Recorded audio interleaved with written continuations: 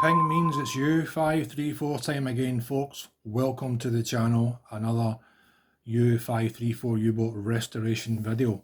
What have I got here? Well, as you know, when I get to, one stays the same, another one is restored. What are these? Well, these are World War II German decontamination vial flasks. There's a good bit of information on the bottom of them, which is quite interesting.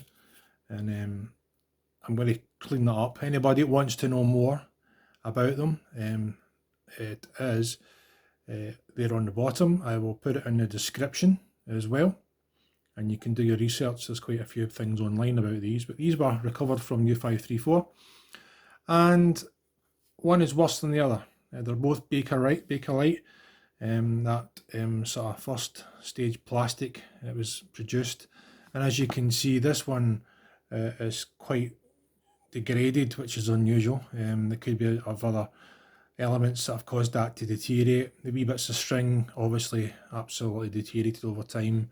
It's scored, but it's not actually cracked. Now it might hold liquid, who knows. This one is going to remain exactly the same. This is going to remain the same. Inside, you can tell it's the first time I've opened it and the first time I dropped it. Never mind. You can see in there, look at that.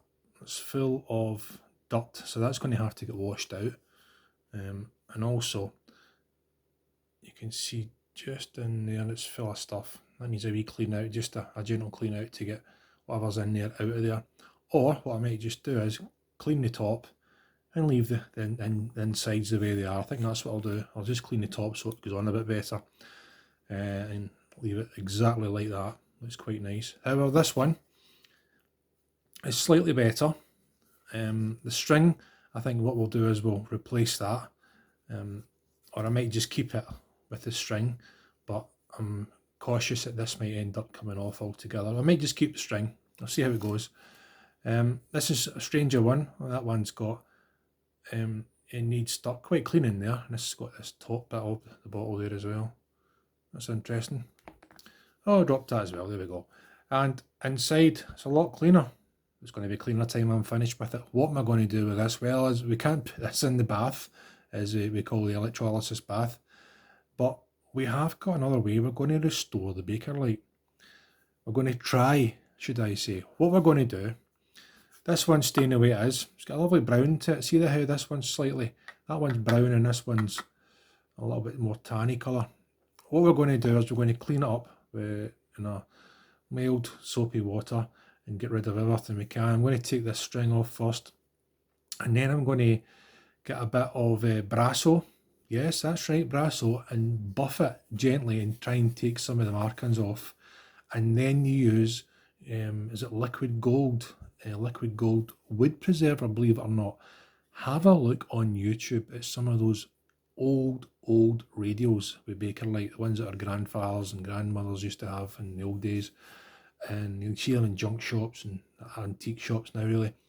Amazing. I was astounded. So this is what led me to thinking, I know what I'm going to try. I'm going to try a Restoro. So we're going to try a clean Restoro and a shiny Restoro. So that's what we're going to do. A cleany shiny one, and we'll take it from there. This has got 1944 on the base, and this one has got 19, I think it's 43, that one. Yeah, 1943 on the base. And it gives you the numbers there if you want to take any further, but I'll put them in the description in the video anyway. Yeah, had these not been plastic and aluminium, metal, this would have rusted out totally.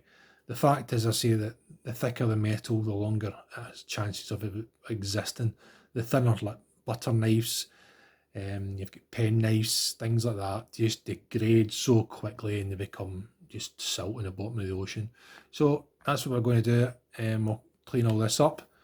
Okay, that's quite nice actually, that fits in there. I wonder how far that actually goes on. Going quite a good bit actually. That's good. So I'll stay tuned.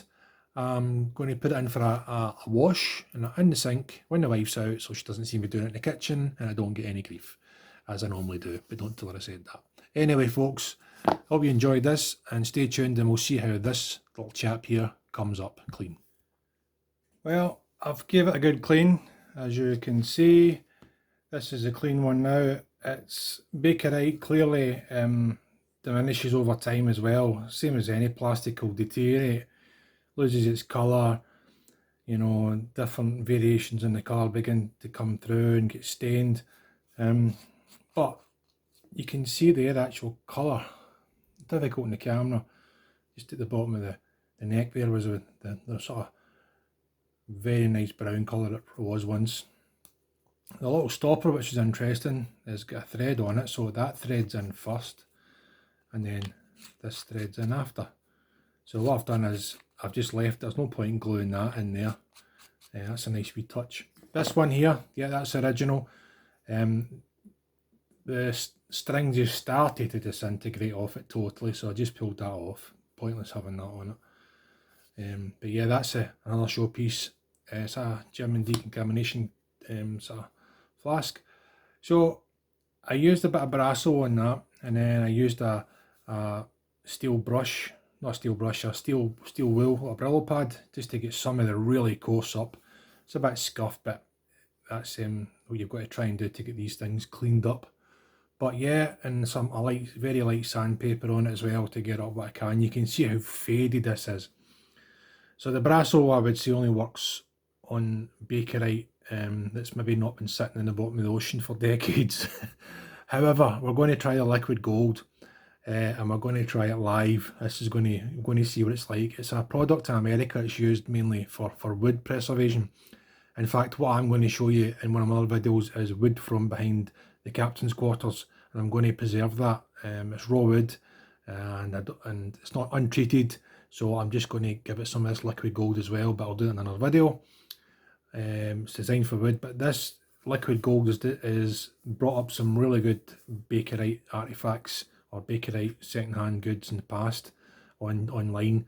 I mean, who knows, it might just be absolutely great and make it look really quite nice and presentable, or it might just make it look shite.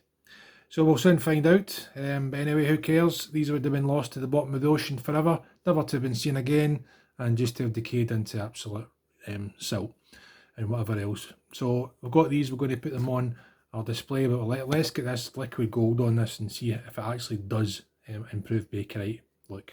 Let's go and find out. Right, here we go. This is it, liquid gold, the original wood reviver for cleaning and nourishing oil and restoring German U-boat artifacts. Right, let's give it a go. Now, I have seen it, this might not work because it's really faded. Now, what I'm going to do is I put a wee bit on a cloth here.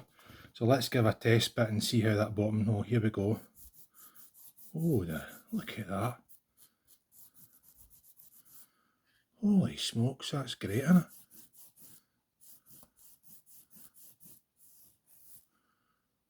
Jeez, oh. Well, that was a test bit, so let's give it a go in here.